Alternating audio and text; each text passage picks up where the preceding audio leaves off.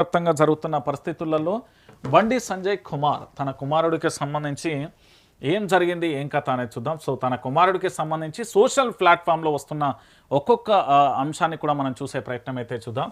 So ఒక్కొక్క కాడ ఒక్కొక్కరు ఒక్కొక్క రకంగా కూడా వాళ్ళు ఏంది అంటే ట్వీట్ చేశారు. ఆ ట్వీట్లకు సంబంధించి కూడా చూసే ప్రయత్నం అయితే చేద్దాం. దీని మీద పోలీస్ ఎంక్వైరీ నిష్పక్షపాతంగా జరగాలంటూ కూడా వాళ్ళు చెప్తున్నారు. సో ఒకటి చూద్దాం. ఇక్కడ తెలంగాణ అస్తిత్వ పోరాట సమితికి సంబంధించి బండి భగీరథకు సంబంధించి ఈ వాట్సాప్ చాట్కు సంబంధించి ఒకసారి మీరు చూడొచ్చు. నిన్ను బాగా టార్చర్ చేస్తున్నా అని నాకు తెలుసు, నీతో మాట్లాడకుండా నేను ఉండలేను, నీ మీద ఒట్టు, నేను మారిపోతా, మనిద్దరం కలిసి ఉందాం, ఐ లవ్ యూ. ఒక మైనర్ అమ్మాయిని ప్రేమ పేరుతోని మోసం చేసి ఇట్లా టార్చర్ చేసి ఇంత వేధించి మళ్ళీ ఆమెనే హనీ ట్రాప్ చేసింది అని చెప్పడానికి సిగ్గు లేదా అంటూ కూడా వీళ్ళు ట్యాగ్లైన్ చేశారు. ఎవరు పెట్టిల్లు? ఇది తెలంగాణ అస్తిత్వ పోరాట సమితిలో. ఇది నేను చదివిన తర్వాత ఇది ప్రజలందరికీ కూడా తెలవాలి. WhatsApp chat. సో ఇట్లుంది. హనీ ట్రాప్ అనే పేరుతోని డైవర్షన్ రాజకీయం జరుగుతున్నది. దీని మీద పోలీసులు పూర్తి స్థాయిలో ఇన్వెస్టిగేషన్ చేయాలి. ఈ పోస్టులకు సంబంధించి మీ దగ్గర కూడా ఆధారాలు ఉంటాయి, మీరు దర్యాప్తు చేస్తారు, ఫోరెన్సిక్ ల్యాబ్కు పంపిస్తారు. వాస్తవాలు ఏంది అనేది పోలీస్ వ్యవస్థకు కూడా తెలుసు. ఆ దర్యాప్తు వేగవంతం చేసి ఇక్కడ బండి సంజయ్కి నెగిటివ్ చేయడమో లేదా ఆ కుటుంబానికి అన్యాయం చేయడం కాదు, వాళ్ళకి న్యాయం జరగాలి. దాంతోపాటు బండి సంజయ్కి సంబంధించి కూడా వారు స్పందించాలి. నిన్న మున్నూరు కాపు సంఘానికి సంబంధించిన ప్రతినిధులందరూ కూడా నిన్న ప్రెస్ మీట్ పెట్టి మరీ పూర్తి స్థాయిలో మున్నూరు కాపు సామాజిక వర్గానికి సంబంధించిన వ్యక్తిని రాజకీయంగా ఎదుర్కోలేక ఈ విధంగా మున్నూరు కాపు సంఘానికి సంబంధించి బండి సంజయ్ ఒక్కరే ఉన్నారా? తెలంగాణలో మున్నూరు కాపు సంఘానికి సంబంధించి రాజకీయ నాయకులు ఎంతమంది ఉన్నారు, వాళ్ళ లీస్ట్ ఒకసారి మీకు చూపించే ప్రయత్నం అయితే చేస్తా. ఎందుకంటే మున్నూరు కాపు సంఘానికి సంబంధించిన ప్రతినిధులందరూ కూడా మన ఇంట్లో ఆడబిడ్డ ఉంది, మనకు కూతురు ఉంటుంది, అక్క చెల్లె ఉంటుంది. సో అందులో మైనర్, దాంతోపాటుగా ఎంతమంది ఉన్నారు అనేది కూడా ఒకసారి మున్నూరు కాపు సంఘానికి సంబంధించి నేతలందరూ కూడా మనం అందరం కూడా ఆలోచిద్దాం. మనం రాజకీయాల పక్కన పెడదాం, వ్యక్తిత్వాలు పక్కన పెడదాం, అన్నీ పక్కన పెడదాం. ఇప్పుడు భారతీయ జనతా పార్టీలో ధర్మపురి అరవింద్ మున్నూరు కాపే, డాక్టర్ లక్ష్మణ్ మున్నూరు కాపే, బండి సంజయ్ కుమార్ మున్నూరు కాపే, కాంగ్రెస్ పార్టీలో దానం నాగేందర్ మున్నూరు కాపే, ఆది శ్రీనివాస్ మున్నూరు కాపే, కె కేశవరావు మున్నూరు కాపే, బొంతు రామ్మోహన్ మున్నూరు కాపే, ఆకుల లలిత మున్నూరు కాపే, నవీన్ యాదవ్ మున్నూరు కాపే, గంగుల కమలాకర్ మున్నూరు కాపే, వద్దిరాజు రవిచంద్ర మున్నూరు కాపే, జోగు రామన్న మున్నూరు కాపే, బాజిరెడ్డి గోవర్ధన్ మున్నూరు కాపే, పుట్ట మధు మున్నూరు కాపే, దాస్యం వినయ్ మున్నూరు కాపే. దాంతోపాటు బీసీ మున్నూరు కాపు అత్యధిక జనాభా దాదాపుగా సుమారు 12% ఉంటుంది. రాజకీయంగా ఉత్తర తెలంగాణ కానీ కరీంనగర్, నిజామాబాద్, ఆదిలాబాద్లో చాలా బలంగా ఉన్నాయి. ఇక ఏంది హైదరాబాద్, ఖైరతాబాద్, జూబ్లీహిల్స్ వంటి నగరాలలో కూడా ఓటు బ్యాంక్ ఉన్నది. 2026 నుంచి 29 పూర్తి స్థాయిలో కూడా మున్నూరు కాపు సంఘానికి సంబంధించి చాలామంది నేతలు ఉన్నారు. ఒక్క బండి సంజయే లేరు. మన మున్నూరు కాపు సోదరులందరూ కూడా ఆలోచించాల్సిన విషయం. నిన్న మీరు ప్రెస్ మీట్ పెట్టిళ్ళు, సరే యాక్సెప్టెడ్, అది తన రాజకీయాన్ని ఎవరు ఎదురుదెబ్బ చేస్తలేరు. సో ఈ చాట్కి సంబంధించి ఒక మైనర్ అమ్మాయి కదా, మేజర్ కూడా కాదు, అది పోలీస్ దర్యాప్తులలో చెప్పాలి. ఇక దాంతోపాటు ఇక ఇది నేను చూపించలేను, ఐఎమ్ రియల్లీ వెరీ సారీ. ఎందుకంటే ఆ వీడియోని నేను చూపించలేను, ఇవన్నీ కూడా నేను చూపించలేను. తనపై కేసు పెట్టవద్దని గత కొన్ని రోజులుగా దొంగ ఏడుపులు ఏడుస్తూ ఇది అడుక్కుంటున్న కరీంనగర్ అంటూ ఇక రకరకాల, ఇది సోషల్ మీడియాలో వచ్చింది, ఇది ట్విట్టర్లో చూసిన నేను. ఇవన్నీ చూసి మీ అందరికీ నేను చూపించాలని ఒక మంచి ఉద్దేశం, చెడు కాదు.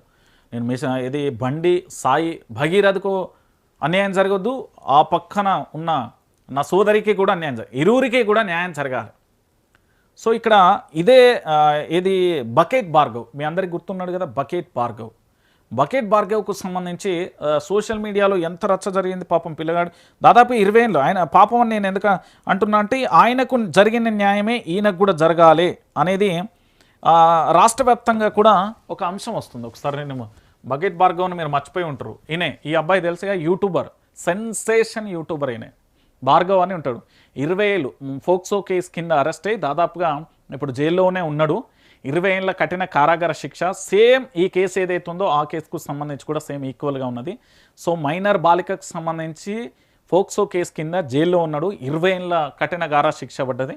సో ఈ బండి సాయి భగీరథకు కూడా పడాలి అంటూ శిక్ష పడాలి అంటూ చాలామంది చెప్తున్నారు. సో ఆ కేసుకు సంబంధించి పూర్వపరాల విషయంలో నేను ఒకటే రిక్వెస్ట్ చేస్తున్నా వైఆర్టీవీ నుండి. చాలామంది ఏమంటున్నారంటే బండి సంజయ్కి వ్యతిరేకంగా కాదు, ఆ పక్కనున్న ఆడపిల్లను మనం కాపాడుకోవాలి. బలిసినోడికి ఒక న్యాయం, పేదోడికి ఒక న్యాయం. నిన్న బాధాకరమైన విషయం ఏంటంటే ఒక ఆడపిల్లకి అన్యాయం జరిగిందని మా సోదరుడు మాజీ జర్నలిస్టు తీసుకెళ్ళి మధ్యవర్తి అతని మీద కూడా ఎఫ్ఐఆర్ అయిందనే వార్తలు అయితే వస్తున్నాయి. అది ఎంతవరకు అనేది నాకు కూడా పూర్తి సమాచారం లేదు, అది తెలుసుకున్నాక చెప్తా.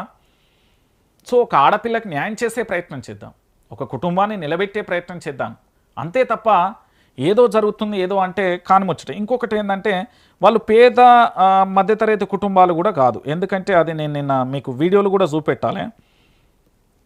చాలామంది కూడా చెప్తున్నారు, నేను ఒక్కసారి మీకు వాళ్ళ ఫ్యామిలీకి సంబంధించిన బ్యాక్గ్రౌండ్కి సంబంధించి చాలామంది కూడా మాట్లాడతారు కదా. ఒక్కసారి ఇది నూర్రి చూపెట్టే ప్రయత్నం చేద్దాం ఒక్కసారి. రైట్, వచ్చింది నాకు.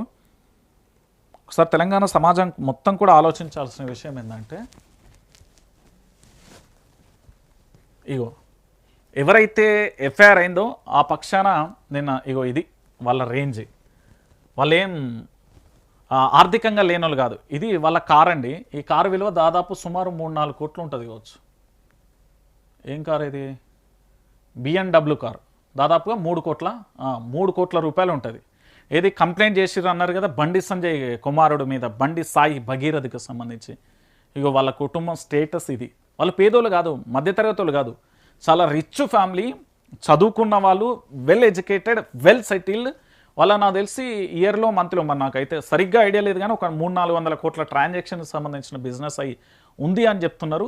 పోలీస్ స్టేషన్కి ఈ వెహికల్లో వచ్చాయి. నేను ఎందుకు ఈ వెహికల్ చూపెడుతున్నా అంటే అది వాళ్ళ రేంజ్. వాళ్ళని ఎవరో బ్లాక్మెయిల్ చేస్తున్నారు, హనీ ట్రాప్ జరిగిందని మీరు భావిస్తున్నాం. వాళ్ళ ఇంటి గేట్ కాడ 5 కోట్ల కారు ఉన్నది, 3-4 కోట్ల కారు ఉన్నది. వీళ్ళు బండి సంజయ్ కొడుకు ఏది బండి సాయి భగీరథ్ హనీ ట్రాప్ చేసినట్టు కనబడుతుందా? ఇప్పుడు మీరు చూసిన ట్వీట్లు ఇంకా నా దగ్గర చాలా ఉన్నాయి. కానీ ఏంటి అంటే మనం అన్యాయం జరగాలి, అన్యాయం జరగద్దు, న్యాయం జరగాలి. ఇక్కడ బండి సంజయ్ రాజకీయంగా పూర్తి స్థాయిలో నేనేమైపోయింది, ప్రధాని నరేంద్ర మోడీ సభలో కూర్చున్నాడు, అక్కడ మాట్లాడిండు, ఏమంటుండు మళ్ళీ పూర్తి స్థాయిలో మాట్లాడుతూ బండి సంజయ్ నిన్న మాట్లాడుతూ నా కుటుంబం మీద లేదా తీవ్రమైన విమర్శలు చేస్తున్నారు, లేకపోతే ఇట్లా ఏంది రాజకీయంగా ఏం చేసిరని ఒక్కసారి మీరు ఆలోచించండి. నేను చూపెట్టే ప్రయత్నం చేస్తాను. ఏం చేసిండండి బండి సంజయ్? ఒక కార్పొరేటర్ నుంచి ఏమైపోయింది, వైఎస్ రాజశేఖర రెడ్డి పీరియడ్లో అదేంది వాహనాల మీద, బ్రదర్ అనిల్ మీద వాహనాల మీద దాడి చేస్తే అప్పుడు వెలుగులోకి వచ్చిండు. వెలుగులోకి వచ్చి అప్పటి నుంచి ఇప్పటి వరకు ముస్లిం సోదరులను పూర్తి స్థాయిలో తిట్టే ప్రయత్నం చేస్తూ కాంట్రవర్సీ వివాదాస్పదమైన వ్యాఖ్యలతో కార్పొరేటర్తో ఒక స్ట్రాటజీ ప్రకారం ఎంపీ అయిపోయాడు. ఆ తర్వాత కేంద్ర హోం సహాయ మంత్రి అయ్యిండు. అది వాస్తవమైన విషయం, అందరికీ తెలియదా? చరిత్ర ఏమన్నా దాగితే దాగేదా? ఇక చూడుర్రి తొలిసారి ఏమైనా స్పందించిండో ఇది కూడా మీకు వినబెట్టే ప్రయత్నం చేస్తాను. ఎందుకంటే ఇది అందరికీ తెలవాలి కదా, వాస్తవం ఏంది, వాస్తవ దృశ్య రూపం ఏంది, తెలంగాణ సమాజానికి మొత్తం తెలవాలి.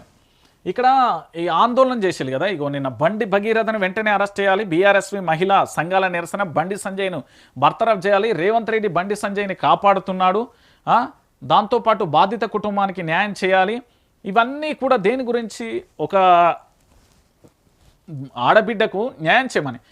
ఇగో చూడు, అరెస్టు చేయాలి, బండి కొడుకుపై సైబరాబాద్ పోలీసుల విచిత్ర ధోరణి, అమాత్యుడి కొడుకుకు సరికొత్త న్యాయం, ఇప్పటికే నిందితుడిని విచారించిన పోలీసులు, బాధితురాలి స్టేట్మెంట్ రికార్డులను ఒత్తిళ్లు, బాలికను బెదిరించేలా పోలీసుల వ్యవహార శైలి జరిగింది. దీనికి సంబంధించి ఏంది అంటే బాధితులను చెప్పి మార్చి రాశారు అంటూ కూడా ఏంది సెక్షన్ 57 కింద కేసు పెడితే నిందితుడికి 20 ఏళ్ల జైలు శిక్ష, బెయిల్ వచ్చేలా సెక్షన్ 11కు మార్పిడి చేసి. రేపు పొద్దుగాల నేను చెప్తున్నా కదా, ఏదన్నా కేసు విషయంలో తేడా పెడతారు కదా మనల్ని, ఏది ప్రశ్నించే గొంతుకలు వస్తే మీరు అందరూ కూడా తెలంగాణలో కొండా సురేఖకు సంబంధించిన పిఏ గన్ ఇక్కడ కంటి పెట్టింది, ఆ కేసు ఉంటుంది. రెండోది వచ్చేసి ఇప్పుడు బండి సంజయ్ కొడుకు. రేపు మనం అరెస్ట్ కావద్దు, మనకు అన్ని స్టేషన్ బెయిలే రావాలి. రేపు ప్రయత్నం ఇంకా భయంకరంగా ఉంటుంది. ఇగో బండి సంజయ్ ఒకసారి మాట్లాడుతున్నారు, ఇది నుర్రి. నేను ఒక్కటే చెప్తాను, ఏం అభివృద్ధి చేసిండు కరీంనగర్ జిల్లాను బండి సంజయ్ కుమార్, ఏం అభివృద్ధి చేసిండు? సనాతన ధర్మం అంటే నేను వచ్చినప్పుడు ఉన్నది, మా నాయనప్పుడు ఉన్నది, వాళ్ళ తాత అప్పుడు ఉన్నది, వాళ్ళయ్యప్పుడు ఉన్నది, వాళ్ళ నాయనప్పుడు ఉన్నది. సనాతన ధర్మం ఓన్లీ ఇక్కడ కూర్చున్న బండి సంజయ్ ఒకటే చేస్తే రాలేదు. సనాతన ధర్మానికి నేను లోబడి ఉంటాను. ఎందుకంటే ఇప్పుడు నేను ఉన్న పుణ్యక్షేత్రాలు అన్నీ తిరుగుతాం, అన్నీ చేస్తాం మేము కూడా. బండి సంజయ్ వల్లనే ఇక్కడేమో మార్పు వస్తుంది అంటే అది తప్పు. మీరు ట్రాప్లకి వెళ్ళి బయటికి రావాలి సమాజం, తెలంగాణ సమాజం. ఇనూరి పార్టీ లేదు. అదే 80% హిందువుల కోసం పనిచేసే పార్టీ నా భారతీయ జనతా పార్టీ. మేము ఒక వర్గానికి కొమ్ముగాయం. హిందుత్వాల కోసం పనిచేసిన భారతీయ జనతా పార్టీ అని చెప్తున్నాడు. మరి ఒక హిందూ ఆడపిల్లకు అన్యాయం జరిగితే బండి సంజయ్ ఎందుకు మాట్లాడాడు? ఇనూరి ఒక వర్గాన్ని వ్యతిరేకించాం.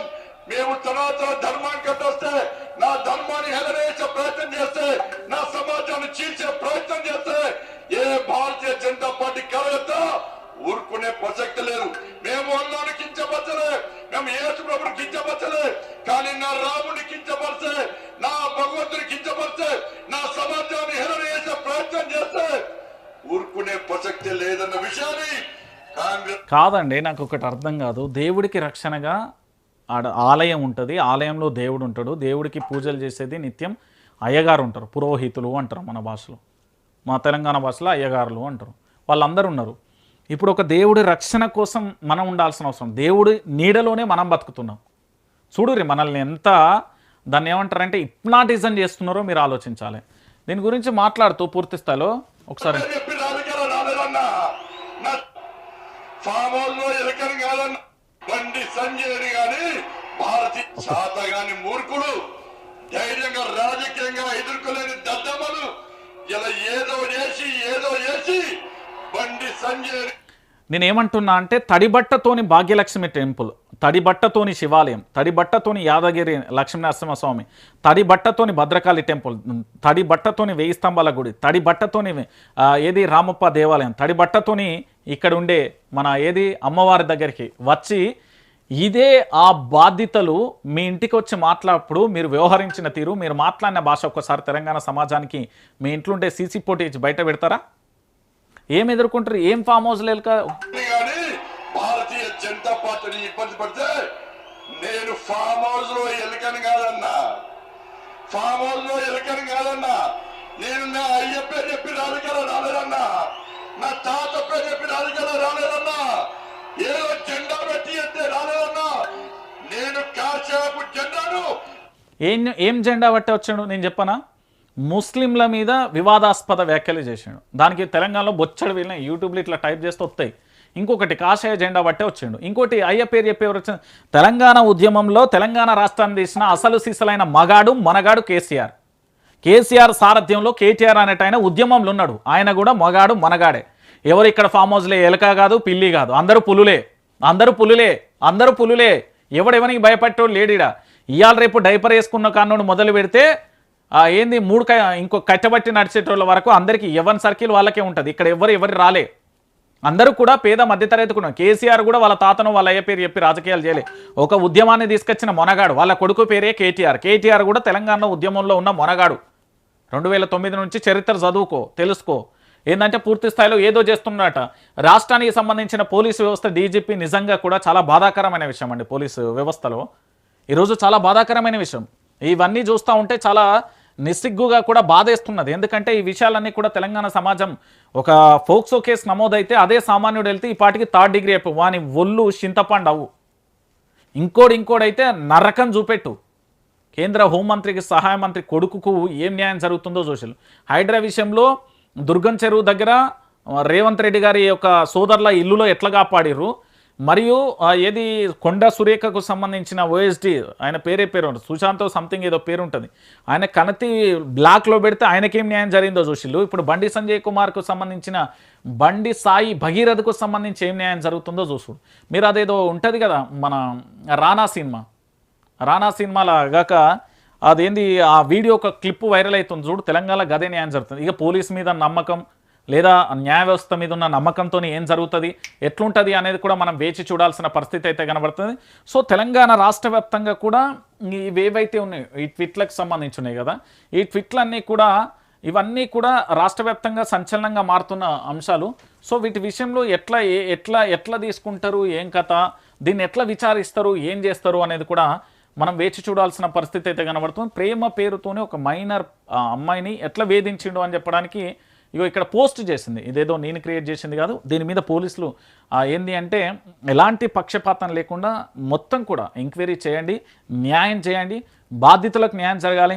ఇక్కడ ఎవరు బండి సంజయ్ని రాజకీయంగా ఎదుర్కోవడానికో, ఆయన బండి సంజయ్ ఏమన్నా ప్రధానమంత్రి నరేంద్ర మోడీయా, లేకపోతే ప్రధానమంత్రి పీఠంలో ఉన్నాడా, రాష్ట్రపతి పీఠంలో ఉన్నాడా, రాష్ట్ర ముఖ్యమంత్రి పీఠంలో ఉన్నాడా?